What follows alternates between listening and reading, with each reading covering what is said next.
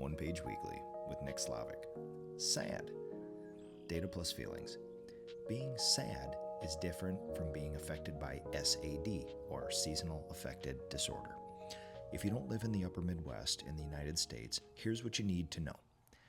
S.A.D, SAD, is a clinically recognized type of depression that occurs in the fall and winter when there is less available sunlight. Light regulates serotonin. Serotonin regulates mood and energy. Less light equals less serotonin equals sad and tired. In more pedestrian terms, short, gray, cold, and windy days make you not as excited and energetic as warm and sunny days. Obvious on paper, but the lived experience is quite potent. I do not suffer from S.A.D, Seasonal Affective Disorder. I love the harsh, white, brutal winters of Minnesota, and I love the outdoor activities that come with it. I hunt, fish, explore, and do it with my kids and dogs. I love when the needles of negative 20 degree Fahrenheit air hit the back of my throat and lungs when exerting myself outside. I love to walk in the snowy woods with my dogs and over frozen marshes to see new things. And I love cutting a big hole in a frozen lake and observing what lies beneath. I do not suffer from the civilian form of SAD, but I do suffer from the trades-based entrepreneurial SAD. Owning a home service business will always be seasonal. In fact, the more I learn about other industries, I find that almost every business has its predictable ups and downs over a 12-month calendar.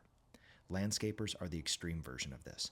5 months of the year unable to work, then 100 hours a week while you can.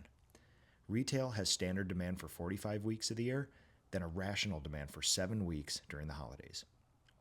My painting business is seasonal, but not that seasonal.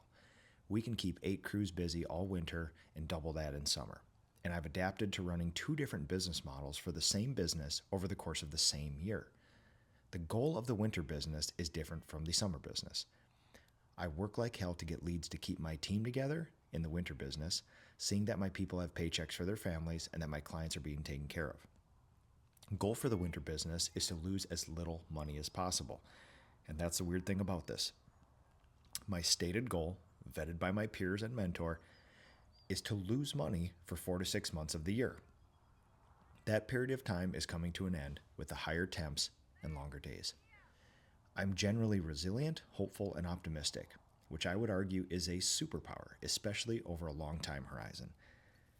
But I did get called out by my mentor last week about suffering from entrepreneurial SAD.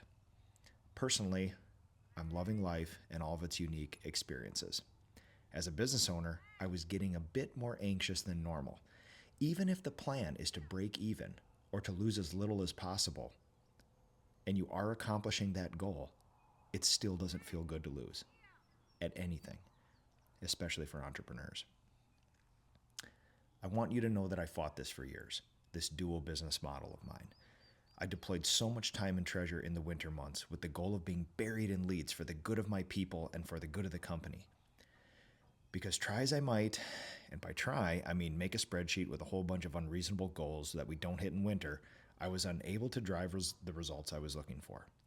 I found the point at which there was diminishing returns, and at some point, not one more flyer, email, or meta post will get one more person to let you into their home during the sacred time between Thanksgiving and New Year's Eve.